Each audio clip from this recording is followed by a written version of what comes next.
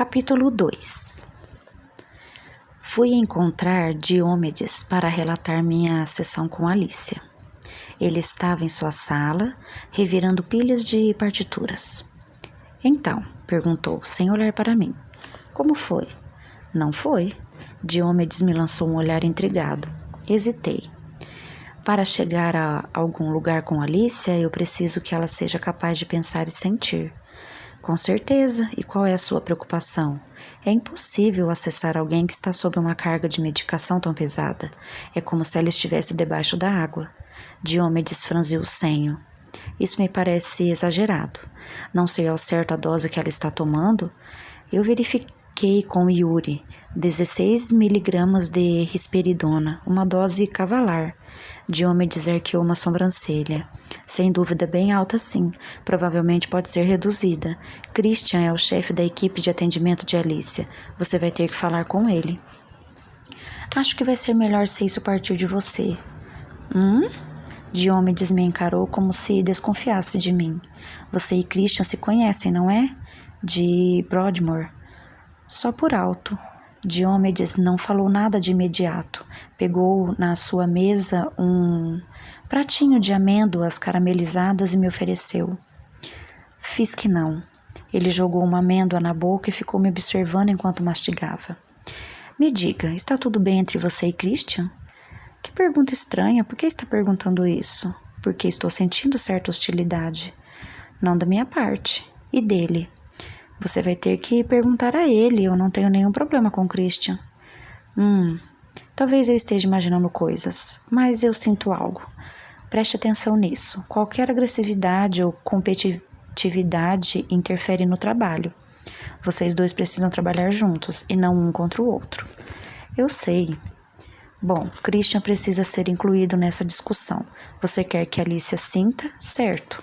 Mas lembre-se, com grandes sentimentos vem grandes perigos. Perigo para quem?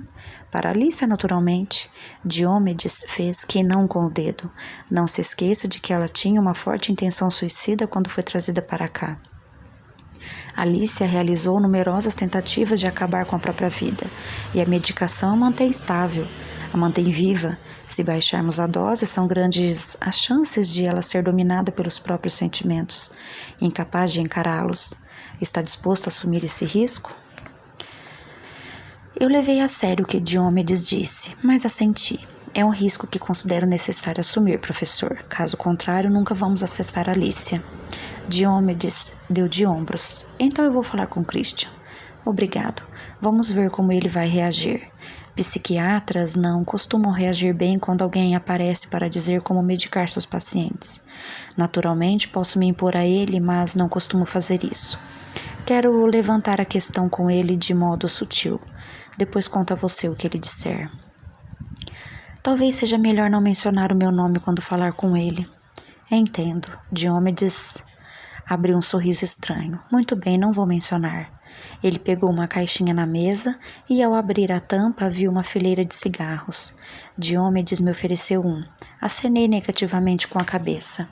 Você não fuma? Ele parecia surpreso. Para mim, você parece um fumante. Não. Só um cigarro ou outro de vez em quando. Muito eventualmente. Estou tentando parar. Ótimo, bom para você. Ele abriu a janela. Você conhece aquela piada sobre não poder ser terapeuta e fumante ao mesmo tempo? Porque isso significa que a sua cabeça ainda está fodida. Ele deu uma risada e levou um cigarro à boca. Acho que aqui todo mundo é meio louco. Lembra aquela placa que costumavam botar nos escritórios? Não é preciso ser louco para trabalhar aqui, mas ajuda? Diomedes riu de novo. Acendeu o cigarro e deu uma baforada, jogando a fumaça para fora. Eu o observava com inveja. 3. Depois do almoço, vaguei pelos corredores procurando uma saída. Queria dar uma escapulida para fumar um cigarro, mas fui descoberto por Indira perto da escada de incêndio. Ela achou que eu estava perdido. Não se preocupe, Theo, disse-me tomando pelo braço. Eu levei meses para me situar por aqui. Parece um labirinto sem saída. Às vezes eu ainda me perco e estou aqui tem 10 anos. Ela deu uma risada. e antes que eu pudesse fazer qualquer objeção, estava me conduzindo escada acima para uma xícara de chá no aquário. Vou colocar água quente ferver. Que tempinho desgraçado, hein? Seria melhor que começasse a nevar de uma vez para acabar com isso. A neve é um símbolo muito forte do imaginário, você não acha? Ela limpa tudo. Já notou como os pacientes gostam de falar da neve? Tenta observar, é interessante. Para minha surpresa, ela enfiou a mão na bolsa e pegou um enorme pedaço de bolo embrulhado em papel filme e o colocou na minha mão. Toma, bolo de nozes. Eu fiz ontem à noite para você. Puxa, obrigada, eu... Sei que não é nada convencional, mas eu sempre consigo resultados melhores com pacientes difíceis quando ofereço uma fatia de bolo na sessão. Eu ri. Aposto que sim. Eu sou um paciente difícil? Indira também riu. Não, embora eu também ache que funcione bem com membros difíceis da equipe. O que você também não é, por sinal. Um pouquinho de açúcar ajuda bastante a melhorar o humor. Eu fazia bolos para o refeitório, mas Stephanie criou tanto caso, toda aquela bobajada de saúde e segurança em alimentos trazidos de fora. Parecia que eu estava contrabandeando limas para cerrarem as grades. Mas eu continuo fazendo os meus bolinhos na moita de vez em quando. Minha rebelião contra o Estado ditatorial. Come um pedaço. Não era uma sugestão, mas uma ordem. Dei uma mordida. Era gostoso, boa consistência, cheio de pedaços de nozes, doce. Estava de boca cheia, por isso tratei de cobri-la enquanto falava. Não tenho a menor dúvida de que isso vai deixar os seus pacientes de bom humor. Indira riu, parecendo contente. Percebi por que gostava dela. Ela irradiava uma espécie de calma maternal. Lembrava minha antiga terapeuta Ruth. Era difícil imaginá-la irritada ou chateada. Dei uma olhada na sala enquanto ela fazia o chá. O posto de enfermagem é sempre o centro de uma unidade psiquiátrica, o coração do lugar. A equipe entra e sai e é de lá que a ala é administrada no dia a dia, ou pelo menos onde são tomadas as decisões práticas. Aquário era o apelido que as próprias enfermeiras davam ao posto, porque as paredes eram feitas de vidro reforçado, o que significava que a equipe podia ficar de olho nos pacientes na sala de recreação, pelo menos na teoria. Na prática, os pacientes rondavam do lado de fora incansavelmente, olhando para nós, e, portanto, nós é que estávamos sob constante observação. Como o espaço era pequeno, não havia cadeiras suficientes, e as existentes, em geral, estavam ocupadas por enfermeiras trabalhando nos computadores. De modo que, em geral, ficava-se no meio da sala ou recostado de mau jeito numa mesa, o que fazia o local parecer apinhado, não importa quantas pessoas estivessem lá dentro. Aqui está, meu bem. Indira me entregou uma xícara de chá. Obrigado. Christian entrou e me cumprimentou com um aceno de cabeça. Exalava um forte cheiro de chiclete de menta que estava sempre mascando. Lembro que ele fumava muito quando trabalhávamos em Broadmoor. Era uma das poucas coisas que tínhamos em comum, mas desde então ele parara de fumar. Havia se casado e tinha uma filhinha. Eu me perguntava que tipo de pai Christian seria. Não me parecia uma pessoa particularmente compassiva. Ele me lançou um sorriso frio. É engraçado encontrar você de novo, Theo. Mundo pequeno. O mundo da saúde mental é mesmo, com certeza. Ele disse isso como se quisesse deixar implícito que também podia ser encontrado em outros mundos, mais amplos. Tentei imaginar como seriam. Só conseguia visualizá-lo na academia ou em um campo de rugby. Christian me encarou por alguns segundos. Eu tinha me esquecido desse hábito que ele tinha de fazer uma pausa, às vezes demorada, obrigando o interlocutor a esperar enquanto ele analisava sua resposta. E isso me irritava agora do mesmo jeito que me irritava em Broadmoor. Você entrou na equipe num momento nada propício, disse por fim. A espada de Damocles está pendendo sobre o Groove. Você acha que a situação está tão ruim assim? É só uma questão de tempo. Mais cedo ou mais tarde, a fundação vai fechar as portas. A questão então é, o que você está fazendo aqui? Como assim? Bem, quando o navio começa a afundar, os ratos saem correndo. Eles não sobem a bordo.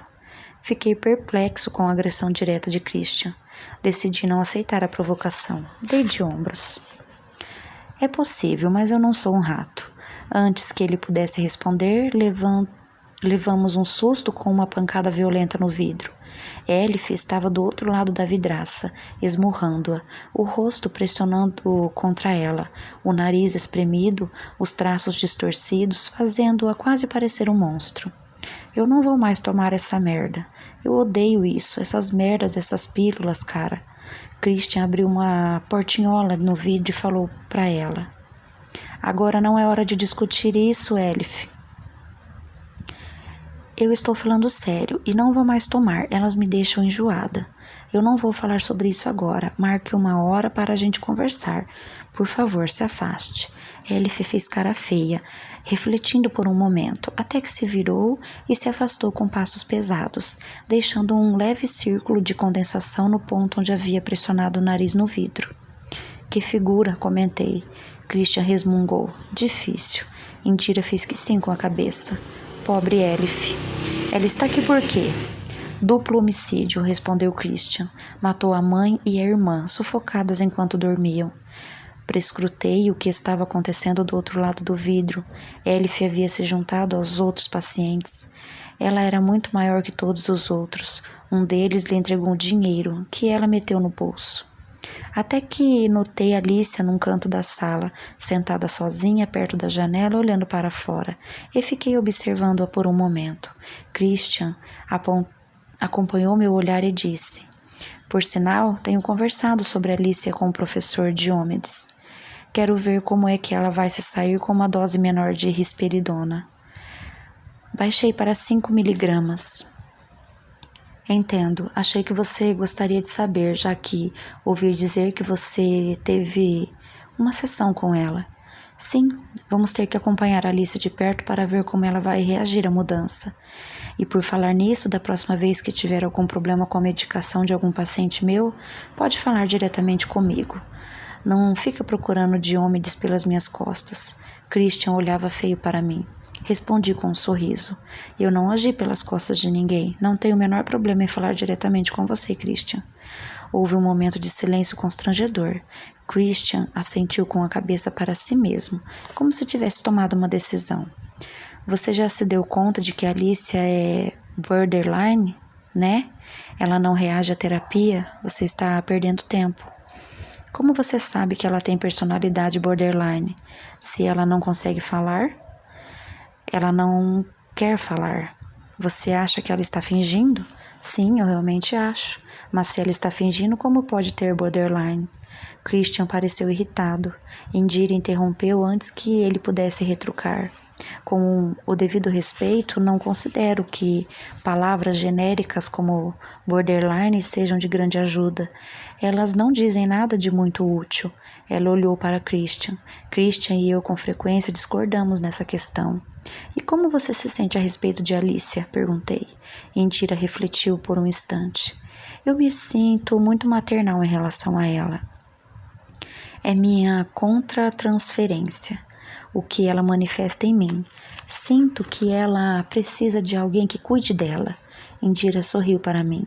E agora ela tem alguém. Ela tem você. Christian deu aquela risada irritante. Me desculpem se pareço obtuso, mas como Alicia poderia se beneficiar da terapia se ela não fala? Terapia não é só uma questão de falar, respondeu Indira. É uma questão de proporcionar um espaço seguro, um ambiente de acolhimento. A maior parte da comunicação é não verbal, como eu tenho certeza de que você sabe. Christian revirou os olhos para mim. Boa sorte, parceiro. Você vai precisar. 4. Olá, Alicia. Poucos dias haviam se passado desde a diminuição da medicação, mas a diferença já era visível em Alicia. Seus movimentos pareciam mais fluidos, seus olhos estavam mais nítidos, o olhar enevoado se fora. Parecia outra pessoa. De pé à porta com Yuri, ela hesitou. Alicia me encarava como se me visse com clareza pela primeira vez, me avaliando, digerindo o que via. Eu me perguntava a que conclusão estaria chegando. Por fim, ela considerou que era segura e entrou. Sem precisar de convite, sentou-se. Fiz um gesto para que Yuri se retirasse. Ele refletiu por um segundo, então fechou a porta ao sair. Eu me sentei de frente para Alicia. Houve um momento de silêncio. Apenas o barulho constante da chuva lá fora, gotas tamborilando na janela. E por fim perguntei: como você está se sentindo? Silêncio. Alicia me encarava. Os olhos pareciam lâmpadas, sem piscar. Abri a boca e voltei a fechá-la. Estava decidido a resistir à tentação de preencher o vazio falando.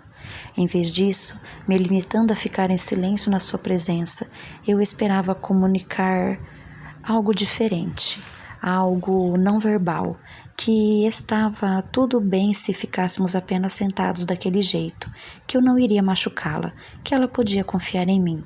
Para conseguir fazer Alicia falar, eu precisava conquistar sua confiança, o que levaria tempo. Nada poderia ser feito da noite para o dia.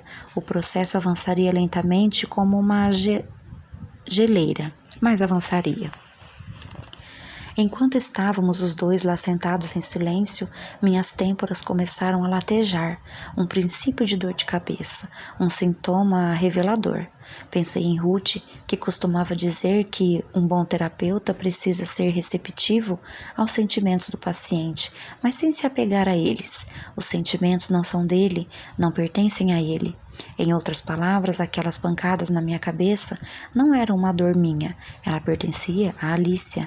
E a súbita onda de tristeza, o desejo de morrer, simplesmente morrer, tampouco me pertencia. Era dela, tudo dela. E fiquei lá, sentindo por Alicia, a cabeça latejando, o estômago embrulhado, pelo que pareceram horas intermináveis, até que os 50 minutos chegaram ao fim. Olhei para o relógio. Agora precisamos encerrar. Alicia baixou a cabeça, olhando para o colo. Hesitei e, sem querer, abandonei as minhas reservas. Baixando a voz, falei de coração. Eu quero ajudar você, Alicia. Preciso que acredite nisso. A verdade é que quero ajudar você a ver o mundo com clareza. Com isso, Alicia ergueu o olhar. Ela olhou para mim, através de mim. Você não tem como me ajudar, clamavam seus olhos. Imagina só, você mal consegue ajudar a si mesmo. Você finge saber tanta coisa e ser tão esperto, mas você é que devia estar sentado aqui no meu lugar. Você é louco, uma fraude, um mentiroso. Enquanto Alicia me encarava, caiu a ficha do que havia me deixado perturbado a sessão inteira. É difícil encontrar palavras para descrever isso, mas um terapeuta rapidamente aprende a reconhecer o sofrimento mental por meio do comportamento físico, da fala e de certo brilho no olhar. Uma apreensão, um medo, uma loucura. E era o que estava me incomodando.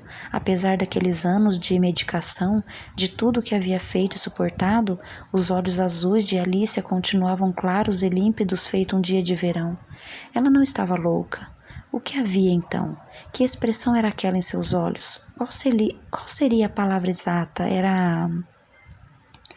Antes que eu pudesse concluir o raciocínio, Alicia pulou da cadeira. Ela se lançou sobre mim, as mãos estendidas, feito garras.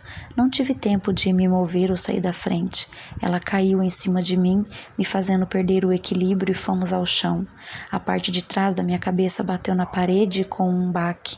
Ela segurou a minha cabeça e bateu ela na parede de novo e começou a me arranhar e me dar tapas.